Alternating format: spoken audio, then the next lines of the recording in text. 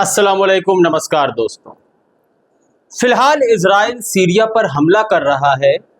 इस हमले का कारण क्या है, यह जानना बहुत जरूरी है।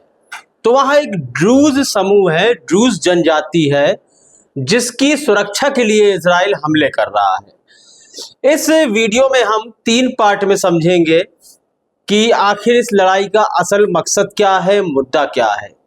इन 3 पार्ट में हम जानने की कोशिश करेंगे कि ड्रूज कौन थे, उनकी मांग क्या है सीरिया सरकार के साथ, और इजराइल उनका साथ क्यों दे रहा है। तो पहले हम जानते हैं कि ड्रूज कौन थे। देखिए, ड्रूज इस्लाम से ही जुड़ा एक धर्म है। इस्लाम की तरह यह धर्म शुरू हो रहा से ही निकला हुआ धर्म है। करीब 1000 साल पहले इसकी जो मान्यताएं हैं, जो सिद्धांत हैं, वो इस्लाम से बिल्कुल अलग हैं, जिसके कारण इन्हें इस्लामिक नहीं कहा जाता बल्कि ड्रूज समूह के नाम से जाना जाता है। जैसे भारत पाकिस्तान में कादियानी और अहमदिया मुस्लिम। तो 1000 साल पुराना इनका इतिहास है। ड्रूज का 1000 साल पहले ये बने, और इन्होंने सबसे बड़ा जो परिवर्तन किया इस्लाम में वह यह किया कि इजिप्ट में फातिमी खलीफा थे अल हाकिम बी अमरुल्लाह, उन्हें ईश्वर का अवतार मानने लगे ड्रूज। तब से इनकी राह और इस्लाम की राह अलग हो गई, और यह भी अपने आप को तौहीद परस्त धर्म ही मानते हैं।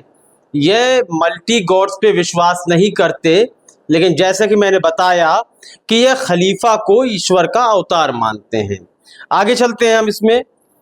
और इनका जो गढ़ है वह सीरिया के सुवायदा और जरामाना इनका गढ़ है, और इनकी जो धार्मिक मान्यताएं और किताबें हैं वह आउटसाइडर, जो कि गैर ड्रूज सब लोग हैं, चाहे वह ईसाई हो, यहूदी हो, या मुसलमान हो, या हिंदू हो, कोई भी धर्म के हो, उसके साथ शेयर नहीं करते, और किसी प्रकार का धर्म परिवर्तन नहीं होता। यानी कि जो लोग 1000 पहले जो ड्रूज थे, उन्हीं की वंशागति आज चलती हुई आ रही है। यह किसी धर्म परिवर्तन को लेकर शामिल नहीं करते किसी को।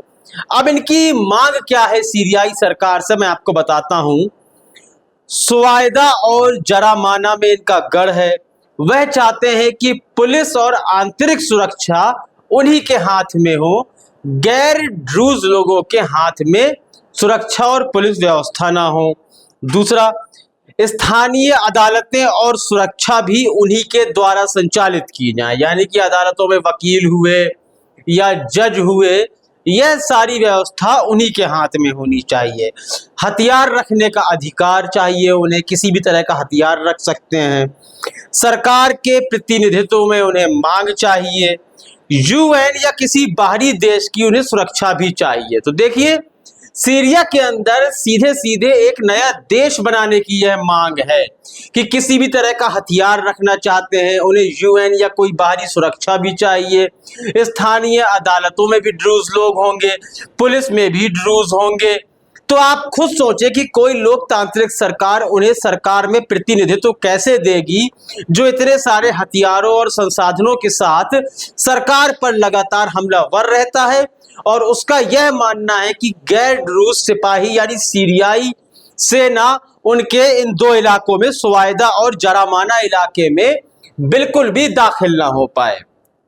अब इजराइल क्या करना चाहता है और क्या चल रहा है, देखिए। जब भी सीरियाई सैनिक ड्रूज क्षेत्रों में प्रवेश कर जाते हैं, तब गोलीबारी होने लगती है। अभी मौजूदा समय में भी एक ड्रूज मारा गया, जिसके कारण उनमें असंतोष फैल गया। तो इजराइल आखिर ड्रूज लोगों का साथ क्यों दे रहा है, यह जानना बहुत जरूरी है। इजराइल में ड्रूज लोगों की जनसंख्या करीब 1.5 लाख है। वैसे यह लेबनान में, जॉर्डन में और सीरिया में भी निवास करते हैं, वहां के पहाड़ी क्षेत्रों में, क्योंकि ओटोमन और पिछले समय में इनका ईसाइयों के साथ भी बहुत कत्लेआम हुआ। ईसाइयों और मुसलमान की जंग में भी यह घेर लिए जाते थे। तो इन्होंने पहाड़ी स्थान चुना रहने के लिए, जिससे कि इनके ऊपर अचानक हमला ना हो पाए। तो मैं कह रहा था कि आखिर इजराइल का साथ क्यों दे रहा है। तो करीब 1.5 लाख ड्रूज हैं जो इजराइल में बसते हैं, वह इजरायली सेना में भी हैं। जब भी सीरिया के साथ ड्रूज का कोई हमला होता है, यानी कि दक्षिणी सीरिया में, तब इजराइल में रहने वाले ड्रूज संगठन के लोग, समुदाय के लोग इजरायली सरकार पर दबाव बनाते हैं कि हमारे अपनों को वहां बचाया जाए, जिसको लेकर इजराइल सीरिया पर लगातार हमले करता हुआ नजर आ रहा है। लेकिन क्या इजराइल केवल ड्रूज लोगों की मोहब्बत में, उन 1.5 लाख लोगों के दबाव में आकर सीरिया पर हमला कर रहा है? तो यह बिल्कुल नहीं है, क्योंकि इजराइल चाहता है कि लेबनान, जॉर्डन और आपका सीरिया हुआ, यमन हुआ, यहाँ ईरान का प्रभाव कम रहे।